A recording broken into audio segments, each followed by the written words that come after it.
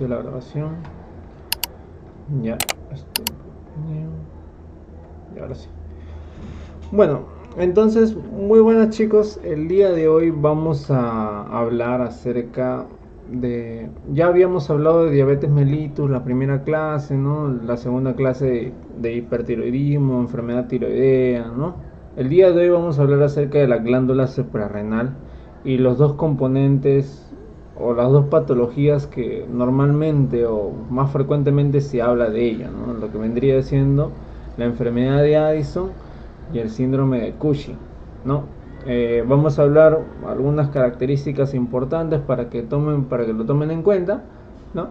Y también vamos a hablar algo de osteoporosis, ¿no? Como un recordaris, porque osteoporosis ya vieron el ciclo pasado, pero igualmente se vuelve a dictar y se agregan algunas que otras cositas de la misma guía para que también lo puedan ir revisando.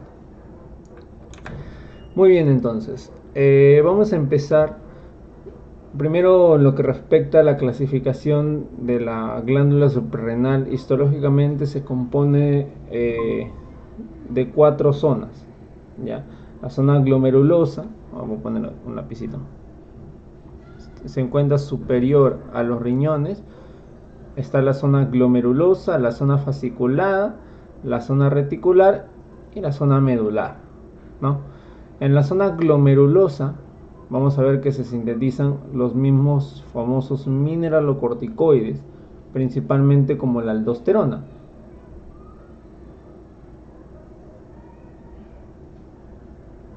Aquí vamos a ver mecanismos importantes del famoso sistema renina, angiotensina, aldosterona, que no solamente, o sea, de parte del mecanismo de la producción de hormonas, que aquí todos son hormonas esteroideas que se producen a partir de colesterol, igualito que las hormonas sexuales, los estrógenos y la testosterona. Ya, aquí estas hormonas, algunas son encargadas por parte del sistema hipotálamo, hipófisis, glándula suprarrenal. Otros son netamente independientes por este mecanismo, que es de la hormona al cual les hablo, que es la aldosterona, que es parte por el sistema renina, angiotensina, aldosterona, que también esto va a ser importante a la hora de mencionar un tratamiento asociado, ¿no? Sobre todo para patologías secundarias de daño hipoficiario. Luego, hablando de la zona fascicular donde están los glucocorticoides, hacemos referencia principalmente al cortisol. Esta hormona que tiene picos a lo largo de la mañana, lo que nos mantiene despierto para realizar nuestras actividades, ¿no? Y vamos a ver que tiene cierta patología importante asociada a su déficit y a su hiperproducción, ¿no? O sobre todo a lo más frecuente que suele asociarse al alto consumo exógeno, principalmente, ¿no? Que se llama el síndrome, vamos a poner acá, el síndrome de Cushing.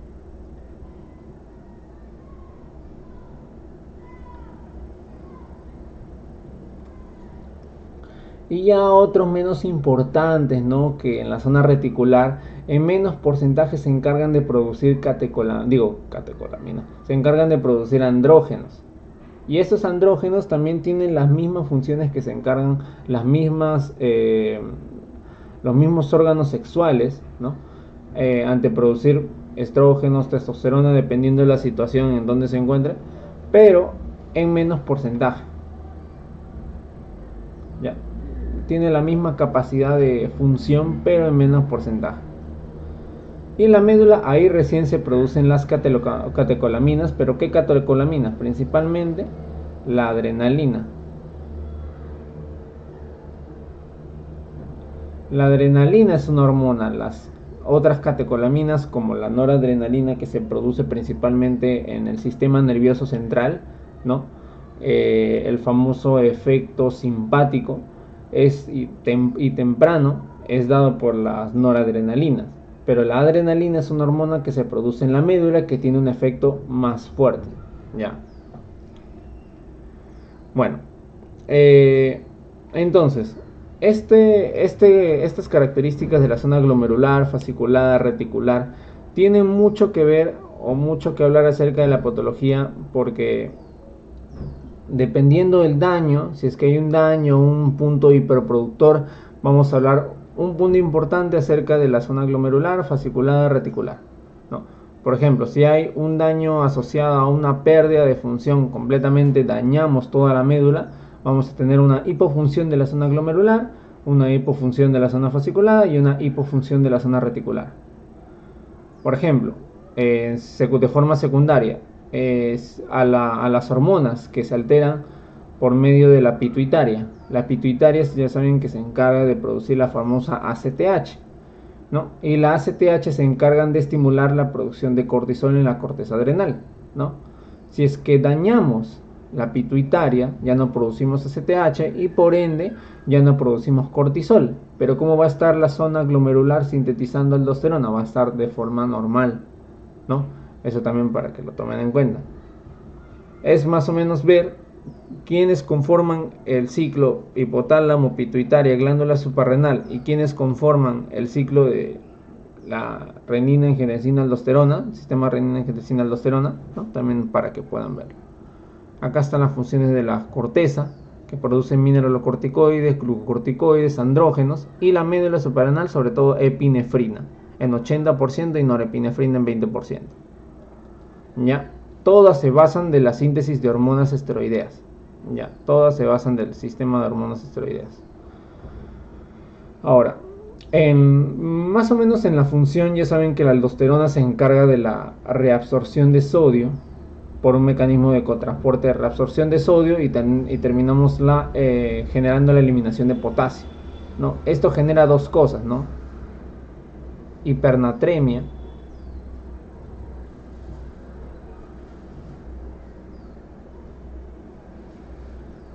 es parte de la fisiopatología cuando hablamos del síndrome nefrítico que genera retención de líquidos, ¿no? Y también genera hipocalemia.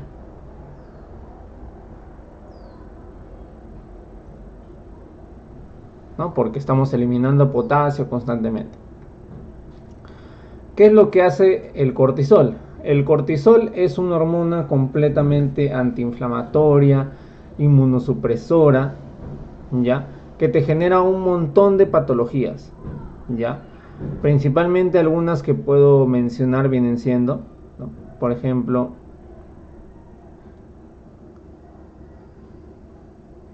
hiperglucemia,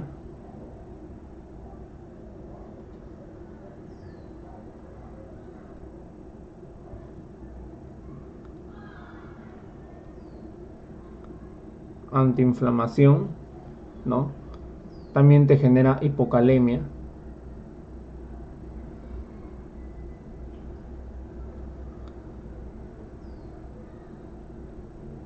También te genera retención de líquidos, ¿ya? Por mecanismos asociados.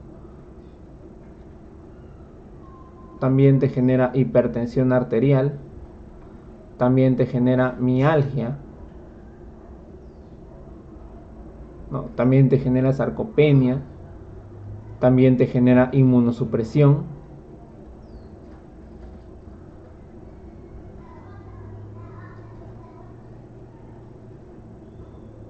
Etcétera. Te genera muchas cosas y también entre una de ellas el síndrome de Cushing, ¿ya?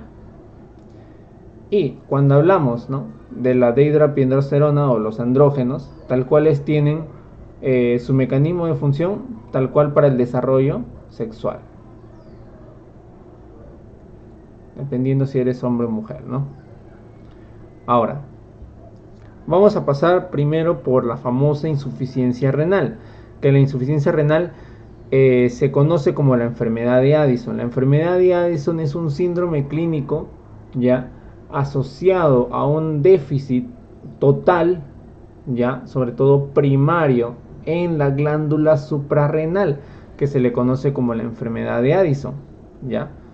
Se le conoce como la enfermedad de Addison y tiene una inhibición completa de todas las zonas, ¿no? De todas las zonas, tanto medular como de la corteza, de las funciones, ¿no? Principalmente a lo que tal cual habla de la fisiopatología, la déficit de cortisol. Pero en general las tiene las tres, ¿no? Dependiendo la sintomatología del paciente, el tratamiento va a ser más específico, ¿no? Pero en general son las tres.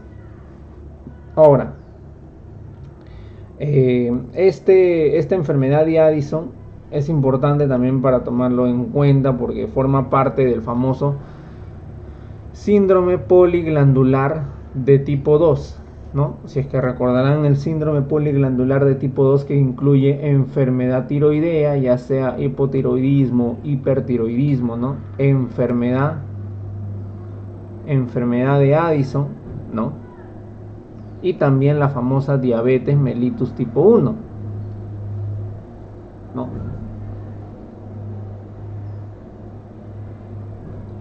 Este forma parte del famoso síndrome poliglandular de tipo 2 y también forma parte del síndrome poliglandular del tipo 1. Que el síndrome poliglandular de tipo 1 también tiene la enfermedad de Addison, solo que ya no tiene la diabetes mellitus, ¿no? Tiene una candidiasis, paciente con candidiasis. ¿Ya? Y un hipoparatiroidismo, la famosa tetania.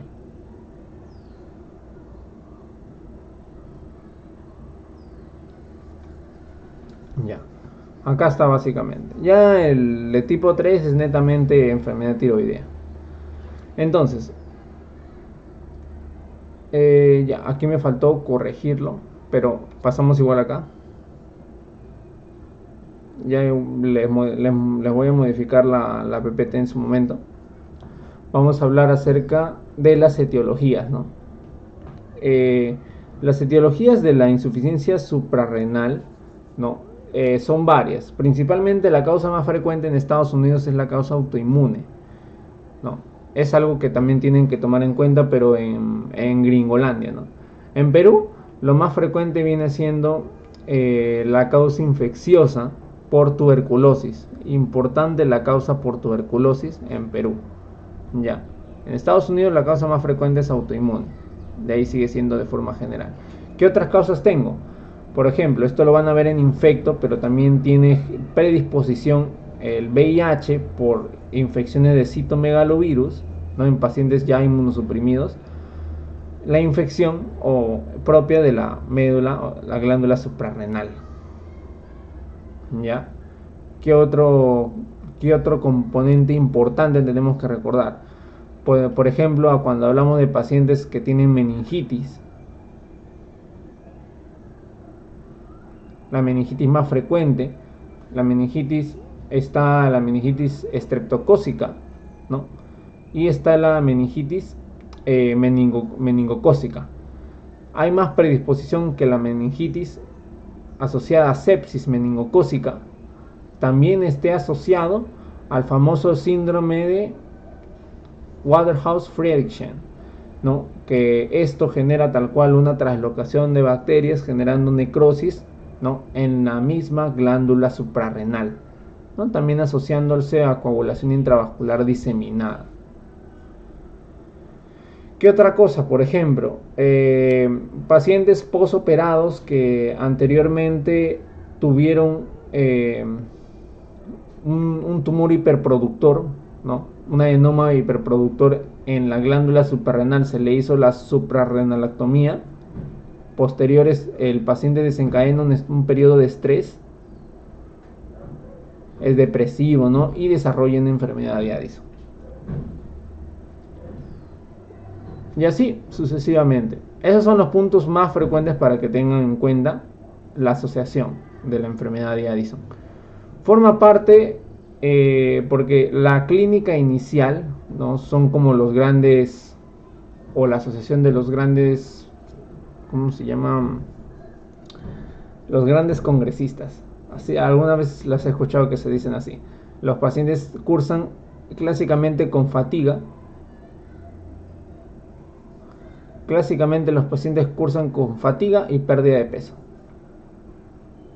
Inicialmente como un curso inicial. De ahí se va desarrollando la fisiopatología de toda la enfermedad que vamos a ver poco a poco. ¿Ya? Hay causas de insuficiencia suprarrenal secundaria. Cuando hablamos de secundaria hablamos de un daño, ¿no?, de la pituitaria, ¿no? Hablamos de un daño de la pituitaria. Ya sea por un deterioro de la producción de cortisol endógeno, ¿no? Al paciente, por ejemplo, un paciente de lupus, vasculitis, se le está dando su tratamiento de cortisol. En vez de suspenderlo 5 cada semana, ¿no?, o como les había mencionado del ciclo anterior, de la suspensión del tratamiento posterior a la inducción, llegando a la remisión, se tiene que disminuir más o menos para llegar a unos valores, en el caso de lupus, a más o menos 5 miligramos por día, ¿no? Y se va bajando la dosis principalmente 5 cada semana, ¿no? O prácticamente 2.5, ¿no?, cada 4 días, ¿no? El monitoreo netamente va a ser dependiente ya del médico, ¿no? Porque no hay una guía exacta que te dice cómo se tiene que dar o cómo se da el manejo de los corticoides, ¿no? Va dependiendo el mismo monitoreo individualizado que tiene el paciente, ¿no? Pero yo de pronto le quito todo, y en ese momento, por ejemplo, cuando yo le doy cortisol exógeno a una glándula suprarrenal, se tiende a... es como que alguien hace el trabajo por ti, ya pues yo no hago nada. Se empiezan a flojear. Y posteriormente, ¿qué es lo que pasa cuando yo le quito el estímulo? Pues la glándula suprarrenal, como que al inicio ya no va a querer hacer su trabajo, pero en ese inicio genera ya una insuficiencia suprarrenal secundaria, ¿no?, hacia un ARIS. Y a terciaria cuando hay daño debido principalmente a un daño hipotalámico, ¿no?, ya sea un trauma, ¿no?, principalmente por disminución de CRH, que se encarga del estímulo de producción de ACTH. Ya. ¿Qué vamos a encontrar en esos pacientes? La clínica del síndrome la clínica de la enfermedad de Addison va a depender primero de si es primario o secundario. ¿Por qué lo digo? Porque si es primario, ¿no?, por ejemplo, si es primario, hay una insuficiencia netamente en la glándula suprarrenal y me baja el cortisol. De forma compensatoria yo voy a tener elevación de ACTH. Esta elevación de ACTH, ¿no?, hace un mecanismo de translocación en la pituitaria, ¿no?, y se trasloca un componente de POMC, un POMC, se le dice así, POMC. ¿Ya? Esta derivada lo que hace es generar hiperproducción de melanocitos por alta producción de ACTH, no sabe a dónde irse, ¿ya? Y los pacientes terminan con hiperpigmentación, así como el aumento de la TSH se encarga prácticamente de generar bocio a los pacientes con hipotiroidismo. El aumento del ACTH se encarga de la hiperpigmentación del paciente, ¿ya? Por eso le digo que es importante, con ese datito podemos diferenciar si es que es primario o secundario. Ya, ahora, por ejemplo, hablamos primero de la parte de los mineralocorticoides, que es la primera zona. La aldosterona, ¿qué es lo que va a hacer cuando la aldosterona está abajo? Ya no va a reabsorber sodio, ya no va a eliminar potasio. O sea, ¿cómo voy a encontrar este paciente? Lo voy a encontrar, en vez de una reabsorción alta, ¿no?, con una hipernatremia, lo voy a encontrar con una hiponatremia. Lo voy a encontrar con una hiponatremia.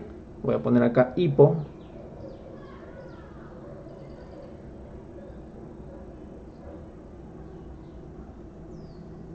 Una hiponatremia, ¿no?, y una hiper, ¿no?, lo contrario, una hiperpotasemia o una hipercalemia, ¿no?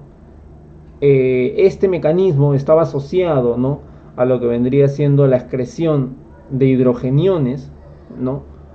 Como el mecanismo del sistema renina-angiotensina-aldosterona ya no funciona, ya no secreta hidrogeniones, y por ende vamos a tener una acidosis. Voy a poner acá más abajo, acidosis metabólica, ¿no? también asociado a este cuadro de acidosis metabólica, importante como les dije en prácticas, paciente que tiene dolor abdominal, náuseas, vómitos, principalmente, ¿qué voy a pensar? Les dije paciente con pancreatitis, paciente con sepsis, paciente con cetoacidosis diabética, crisis hiperglucémicas, ¿no? O paciente con hipertiroidismo y le agregan uno más. Paciente con insuficiencia adrenal, ¿no? O enfermedad de Addison. También tiene compromiso de acidosis, ¿no? Y también, ¿qué es lo que te va a generar? Náuseas, vómitos, ¿no? Y dolor abdominal. Listo. Eso es tal cual con la aldosterona. Todo eso te causa el tema el déficit de aldosterona. Ahora, ¿qué es lo que pasa cuando baja el cortisol? Cuando hay una traslocación, ya, principalmente asociada a cuando baja el ADH, cuando baja el cortisol, ya aumenta la antidiurética. Hay como que ese mecanismo opuesto, ¿no? Ya, al momento de que baja el cortisol, aumenta el ADH, fomenta levemente de forma compensatoria la reabsorción, que al final no termina siendo tan compensatoria, ya, de reabsorción de líquido, sodio, etcétera, pero igual termina el paciente con hiponatremia, ¿no? Siempre en la insuficiencia de Addison va a predominar ese factor. En estos pacientes con bajo cortisol ya no tienen efecto principal, como el cortisol forma parte de esas hormonas adrenérgicas, ¿no? Que estimulan las catecolaminas, que las catecolaminas tienen un efecto de aumento de la resistencia vascular periférica, posteriormente generan hipertensión, aumento de la frecuencia cardíaca. Todo eso no va a haber, porque no van a haber catecolaminas actuando, ¿no? El paciente va a estar hipotenso. El paciente va a estar hipotenso. Ya no van a haber catecolaminas que generen este mecanismo compensatorio para generar aumento de la presión arterial en cuanto nos levantamos y el paciente va a tener hipotensión ortostática, ¿no? Importante. También va a haber una baja función renal. Y vamos a encontrar estos pacientes que tienen una hiperazoemia, acúmulo, ¿no?, de uremia. Ahora, otra característica de estos pacientes, si el cortisol te generaba hiperglucemia, ¿no?, por mecanismos de la misma aumento de las catecolaminas, ¿no?, el glucagón te genera hiperglucemia, la déficit te genera una hipoglucemia. Y la hipoglucemia es importante, ¿no?, para sospechar en esos pacientes que tienen hipoglucemia, que no tienen compromiso de catecolaminas. ¿Por qué? Porque no las produce. Como no produce catecolaminas de esfuerzo, el paciente no va a estar taquicárdico, no te va a decir que le falta el aire, entre muchas otras cosas. Tampoco no vas a ver nada cardíaco, no va a tener hipertensión arterial, ¿no?, característica de la hipoglucemia del Addison. Solo vas a encontrar los síntomas neurolépticos, ¿no?, los hipoglucopépticos, ¿no?, que más o menos se asocian principalmente a trastornos del sensorio. La hipoglucemia siempre cursa inicialmente también con un trastorno del sensorio, de forma leve, ¿no?, inicialmente, que posteriormente inicia principalmente con estado de sudoración, no somnolencia, y puede llegar al coma. También este compromiso cerebral tiende a generar convulsiones, ¿no? Y igual lo tratas con anticonvulsivos y el paciente no responde, pero no es porque haya desarrollado la convulsión por mecanismos epileptógenos, sino porque ha tenido hipoglucemia. Ya, importante para que lo tomen en cuenta. Todo esto lo genera tal cual el bajo cortisol. ¿Ya? Aún baja el metabolismo hipometabólico. Ya, también para que vean. Y lo último el paciente tiene bajo ¿qué? Bajo el último componente clínica, para que puedan verlo, del hipocortisolismo, el hipoaldosteronismo, el hipoandrogenismo y la ACTH elevada. Esto principalmente todo lo cumple la primaria, ¿no? ¿Quién no tiene hiperpigmentación? Pues el que se ha dañado la hipófisis, ¿no? Porque no va a haber ACTH incrementada, sino va a haber ACTH baja. Acá están las características que más o menos ya les he mencionado: náuseas, vómitos, dolor abdominal, ¿no? La hiperpigmentación del paciente de forma irregular, ¿no? Lo que podemos ver también, el paciente tiene predisposición a infecciones a caries dentales, ¿no?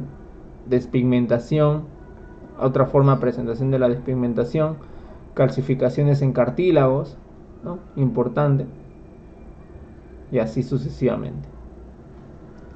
Bueno, esto es más que todo también lo mismo para que puedan ver las características de cada uno, ¿no? Igualmente acá está de forma escrita, ¿no? Acá está de forma escrita. Bueno, entonces vamos a asociar ahora a cómo tratar estos pacientes con enfermedad de Addison, ¿no? Importante también, la sospecha de Addison siempre se va a tener que tomar en cuenta, ya sea incluso que se toma en cuenta para los pacientes con coma mixedematoso que también cursan con hipoglucemia, ¿no? Se tiene que considerar la posibilidad de que haya una enfermedad de Addison y se tenga que tratar, ¿no? con hidrocortisona, ¿ya? ¿Por qué es importante? Porque hay, al menos como les había mencionado en la clase de hipotiroidismo, y esto es para que lo recuerden principalmente, porque en el coma mixedematoso no se le trata inicialmente con T4, ¿no? Primero se le estabiliza al paciente, ¿no? Con funciones, ventilador mecánico, etc. Y se le da de primera dosis terapéutica hidrocortisona. Y la cosa sería, ¿por qué? Porque normalmente estos pacientes igual cursan con un estado de estrés que supera principalmente las necesidades basales que te da el cortisol, ¿no? Y el paciente, imaginarte, ¿no? El coma mixedematoso, el paciente está con hipotensión, y esa hipotensión causada, lo contrario debería ser que el cortisol estaría respondiendo y debería aumentarte la presión arterial, pero extrapolándolo al coma mixedematoso, la presión sigue estando baja. Eso me quiere decir que el cortisol, incluso elevado, no es lo suficientemente fuerte para compensar el estrés del paciente, y es por eso que también se le tiene que administrar hidrocortisona, ¿no? Porque las necesidades basales del cortisol no son suficientes, ¿no? Segundo, porque también se asocia al síndrome poliglandular de tipo 2, o sea, puedo tener enfermedad hipotiroidea y también puedo tener un síndrome de Addison, una enfermedad de Addison. Tercero, porque ¿qué pasa cuando yo doy primero T4? Yo doy T4 primero y el cortisol baja levemente. Por eso que primero yo le doy hidrocortisona. ¿Ves? Ahí tienen tres razones principales que suelen preguntarlas de forma de preguntas de residentado. Ya, la insuficiencia renal aguda puede presentarse de forma aguda con hipotensión o depresión de volumen por la crisis suprarrenal, sobre todo en crisis, ¿no? Pero normalmente tienen un inicio lento, inespecífico, asociado a tal cual insuficiencia suprarrenal. Pero cuando ya estamos hablando de una crisis cursa netamente ya con hipotensión. Siempre hay que sospechar en estos pacientes, ¿no? Y la mayoría de las insuficiencias suprarrenales siempre son subclínicas. Entonces, a estos pacientes normalmente los vamos a ver, cuando los vamos a ver así per se con toda la clínica, posterior a una cirugía, posterior a un trauma, posterior a infecciones que desencadenen las necesidades del cortisol y este tenga que subir, pero no puede porque hay insuficiencia, ¿no? Realizar pruebas para excluir la insuficiencia suprarrenal primaria en pacientes que están gravemente enfermos, que es lo primero que se sospecha, y acá está toda la clínica que tenemos que descartar, ¿no? Ahora, primero, ¿qué tenemos que pedir al paciente? ¿No? había una prueba de oro en Perú por ahí, ¿no? Que más o menos hace 3 años, ¿no? Ahora hace 4 años ya porque estamos en 2025, se preguntaba por el cortisol, ¿no? El cortisol matutino que tenía el paciente y se tenía que ver más o menos que estaba entre los rangos de 3 a 18, ¿no? Si es que el paciente tenía menos de 3, ya que me recontraconfirmaba que tenía insuficiencia suprarrenal, ¿no? Porque estaba muy bajo. Y luego posteriormente tenía que ver el ACTH. El ACTH, ¿no? Principalmente para sospechar yo si es que es primario no va a estar elevado, si es secundario va a estar bajo y así sucesivamente. Hay otra prueba que es la prueba de estimulación de ACTH, que normalmente yo la utilizo cuando los valores del cortisol me salen en rangos normales y tengo la sospecha clínica. Yo utilizo la prueba de estimulación a ver qué pasa, ¿no? Para asociar la estimulación. Si es que yo le doy ACTH a ese cortisol, teóricamente debería el cortisol subir, ¿no? Por el estímulo de hiperproducción. Pero no sube, se queda ahí. Es una sospecha más fuerte de insuficiencia suprarrenal primaria, ¿no? Y así sucesivamente. Ya. Aquí dice que la prueba de estimulación de STH en dosis estándar es la gold estándar para iniciar el diagnóstico, ya, de la insuficiencia suprarrenal primaria. Antes era el tema del cortisol, ahora un poco más se está viendo el tema de la prueba de estimulación con ACTH, pero igual si es que les pregunta, ¿no? Dependiendo de lo que diga el doctor, pueden utilizar cortisol o la prueba de estimulación de ACTH. Ya. ¿Cómo yo lo hago? ¿Cómo lo manejo? Siempre es importante ver esto, ¿no? Porque y mejor cuando hay esquemitas. Acá tengo la sospecha de la insuficiencia suprarrenal por toda la clínica anteriormente que yo le dije, ¿no? Tiene crisis, ¿no? Cuando tiene crisis tiene todo hipotensión, ¿no? Trastorno del sensorio al máximo, dolor abdominal severo por el estado acidóptico, náuseas, vómitos, importante. ¿Tiene esto? Ya, directamente, no la pienso, ¿no? Ya sea un hipotiroidismo, ya sea una pancreatitis, una posible pancreatitis, una sepsis, etcétera. Yo inicio con hidrocortisona 100 miligramos intravenosa, ¿ya? Así. Esto incluso también, como lo hemos visto para las personas que se quedaron en la sala donde estuvimos revisando hipoglucemia, manejo de hipoglucemia, posteriormente a la segunda, tercera, sobre todo después de la segunda escala de dextrosa al 33%, ¿no? Sí, las 5 ampollitas y también con dextrosa dependiendo de la necesidad del paciente ya al 10%, 1000 miligramos. No responde a eso, yo le agrego hidrocortisona, ¿ya? Para generar también hiperglucemia, ¿ya? Fluido de resucitación también es importante darle fluidos.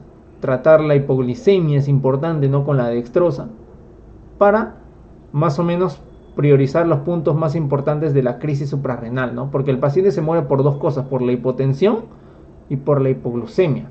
Y yo tengo que dar fluido, tengo que dar hidrocortisona para que el fluido no se me baje más, tengo que tratar la hipoglucemia, tengo que ver todo eso.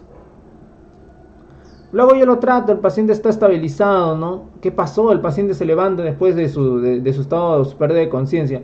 No, vamos a hacerles unos exámenes porque estaba usted muy mal, ¿no? Y le medimos el cortisol, como normalmente maneja Estados Unidos inicialmente. Y el cortisol estaba bajo, menos de 3. O estaba en valores, por así decirlo, entre 3 a 18. Tenemos duda diagnóstica. Ah, ya, medimos el ACTH. ¿El ACTH cómo está? Ah, el ACTH está elevado. Estamos haciendo una sospecha de clínica, principalmente por la clínica inicial, un defecto primario. Pero si estaba bajo, de pronto no es la glándula suprarrenal, de pronto es la hipófisis. De pronto es la hipófisis y tenemos que ver alguna causa secundaria, si es que el paciente ha sido posoperado, ¿no? Del tema de la pituitaria, ¿no? Tiene un adenoma hiperproductor. Pero Piro, adenoma hiperproductor no haría lo contrario. No, a lo que me refiero es que en la pituitaria, es un órgano principalmente de varios sectores, ya sea de la GH, ¿no? Los que se encargan de producir la GH, los que se encargan de producir las famosas TSH, LH, ¿no? Ya. Si es que hay un adenoma hiperproductor de uno de ellos, este va a crecer tanto que va a desirrigar las otras células. De pronto es un prolactinoma, ¿no? De pronto es un prolactinoma, es un adenoma productor de GH. Empiezan a crecer, es un macroadenoma, está llevándose prácticamente toda la sangrecita en ese sector y no llega la nutrición para los otros sectores, principalmente, ¿no?, a los que se encargan de producir la ACTH, y empiezan a generar necrosis, ¿no? Las células se mueren, ¿no? Y generamos una insuficiencia suprarrenal de tipo secundaria, ¿no? Importante. Y así sucesivamente vemos una terciaria. Consideramos en el caso la resonancia magnética, preferentemente se utiliza una resonancia magnética para ver pituitaria, ¿no? No se ve nada, sospechamos de, ¿no?, una etiología terciaria. Ahora vemos que es una etiología primaria. Consideramos causas, ¿no? De pronto será un defecto congénito. Vemos anticuerpos, la 21 hidroxilasa, ¿no? Importante. No hay nada negativo. Consideramos otras causas. Descartamos la causa inmunitaria, ¿no? Tenemos otras causas, una hemorragia adrenal por una infección de tuberculosis. De pronto el paciente le pedimos su prueba de VIH. De pronto el paciente le vemos con otras consideraciones autoinmunes, ¿no?, para hacer un síndrome poliglandular no asociado. Se asocia y tiene hormonas tiroideas positivas, ¿no?, por ejemplo la TPO positiva, ¿no? Tenemos la asociación, podemos asociar cuadro inmune, ¿no?, y podemos más o menos hacer la sugestión de un tratamiento adecuado, principalmente para el síndrome poliglandular, ¿no? Y así.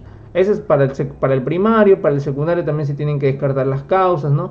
De pronto es, es un tumor hiperproductor de otra serie, ¿no?, que está comprimiendo a las demás. De pronto es una lesión aguda por un trauma de pérdida hemorrágica. De pronto es un síndrome de Sheehan asociado para pacientes embarazadas. De pronto es un craniofaringioma. El craniofaringioma es un tumor principalmente que se desencadena debajo del hipotálamo, que también termina comprimiendo, ¿no? Termina comprimiendo la hipófisis y también genera este daño, ¿no?, importante.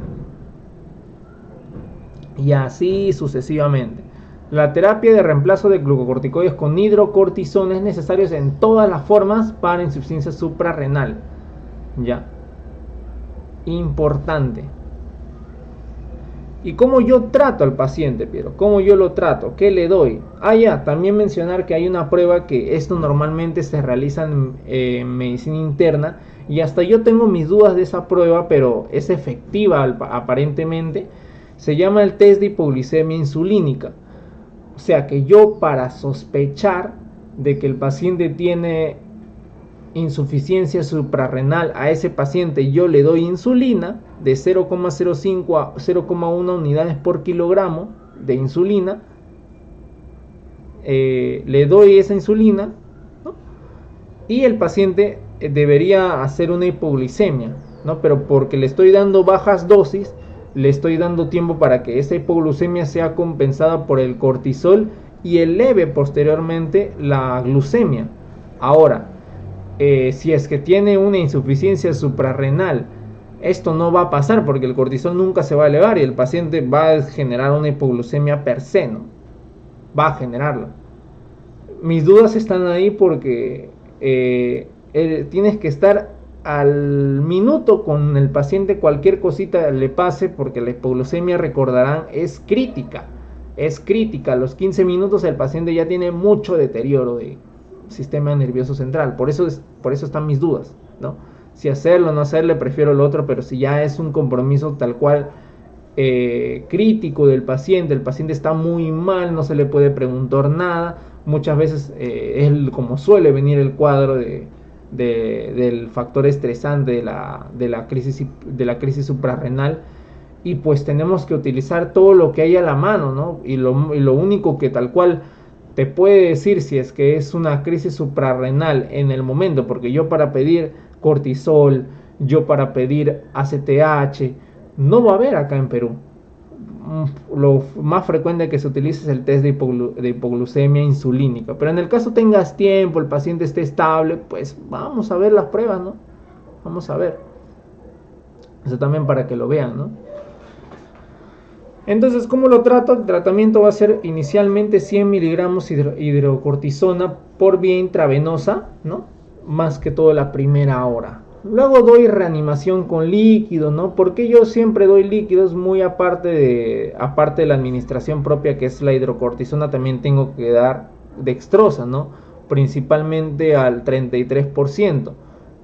No se confundan mucho porque a veces yo también he tenido la misma duda, ¿no? La misma consulta, porque aquí dice, Pierre, acá dice azúcar dextrosa al 50%.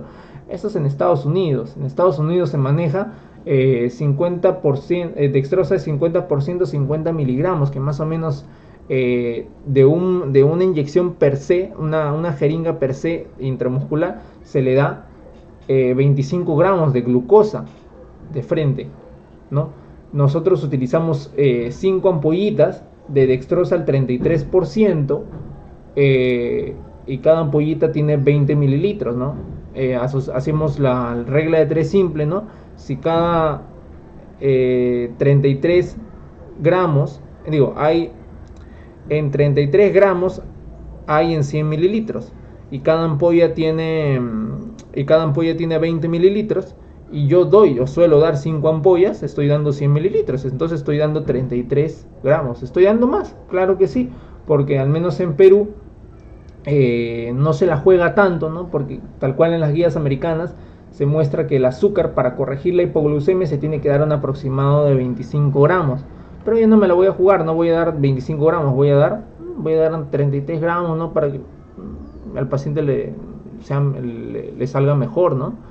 Ya, doy tal cual azúcar, doy cloruro para dos cosas. El cloruro es para dos cosas, principalmente para la hipotensión del paciente, y segundo para mantener la dextrosa en sangre por más tiempo, porque yo le doy dextrosa y al toque se lo come, al cuerpo se lo come al toque en los 5 minutos y la dextrosa desaparece.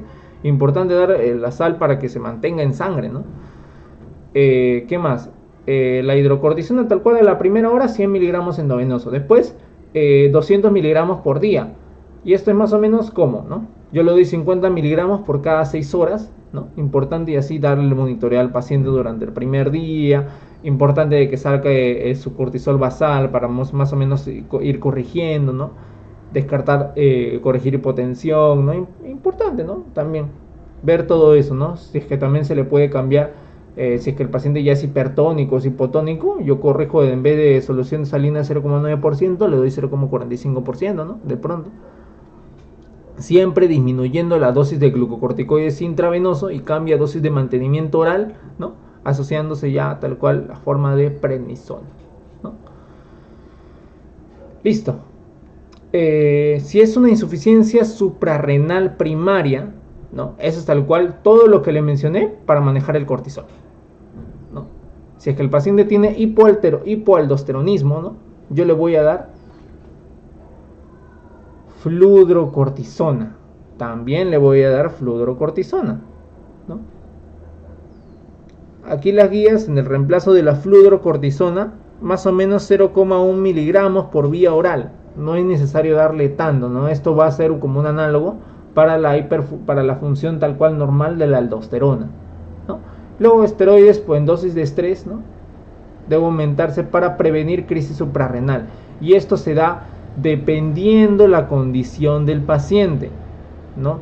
El paciente que, por ejemplo, tuvo su Addison por una crisis infecciosa, yo le voy a dar cortisol, no le voy a dar permanente, le voy a dar en condición a su tiempo, ¿no? Y en algún momento lo voy a tener que suspender, ¿no? Cosa diferente va a ser un paciente que ya se destruyó cierto porcentaje, ¿no? Importante de las células encargadas de producir de la ACTH, que se encargaba de estimular el cortisol. Voy a darle prácticamente cortisol per se, o puedo darle también ACTH dependiendo el país, ¿no? Muchas veces nosotros no tenemos. Si es que tenemos una glándula suprarrenal totalmente reseca, tenemos que corregir permanentemente todas las 3 series, ¿no? Importante. Y tratando de simular, ¿no?, los picos de cortisol, los picos de mineralocorticoides y los de hormonas esteroideas, pero esto es ya cosa de especialidad, ¿no?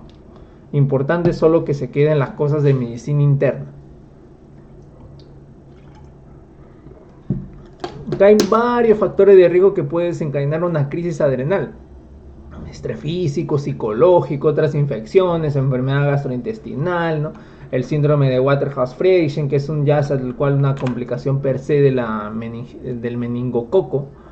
Y los síntomas y signos son tal cual, ya es hipotensión per se, hipotensión clásica, ¿no? Hipotensión, ya sí. Vemos todo el cuadro, ¿no? Se pide lo mismo, cortisol aleatorio. Esto no tanto se va a ver acá, ¿no? No es que acá dice nivel de cortisol, pero al paciente ya crítico, primero es estabilizar al paciente, ¿no? Y luego le voy a ver, una vez estabilizado, voy a pedirle esas pruebas si es que hay tiempo, si no el test de hipoglucemia insulínica, ¿no? Por eso es que se prefiere acá el cortisol, ¿no? La prueba de ACTH se hace, ¿no?, por control de guía, pero en nuestros laboratorios a lo mucho los resultados nos va a salir en 3 días, ¿no? Una vez estabilizado, ¿no? Siempre, ¿ya? Y aquí es todo lo mismo. Hidrocortisona 100 miligramos endovenosa una vez, luego la segunda, las 200 se van repartiendo cada 6 horas, ¿no? Dextrosa al 50%, ahí dice, en Estados Unidos. Recuerden que 50% es en Estados Unidos. Debemos darle 5 ampollitas, 33%, vamos para simular, ¿no? Incluso en Minsa se prefiere dar 5 ampollitas de dextrosa al 33%. Pero en Salud, para más o menos equilibrar los valores de 50%, 50 miligramos, que son prácticamente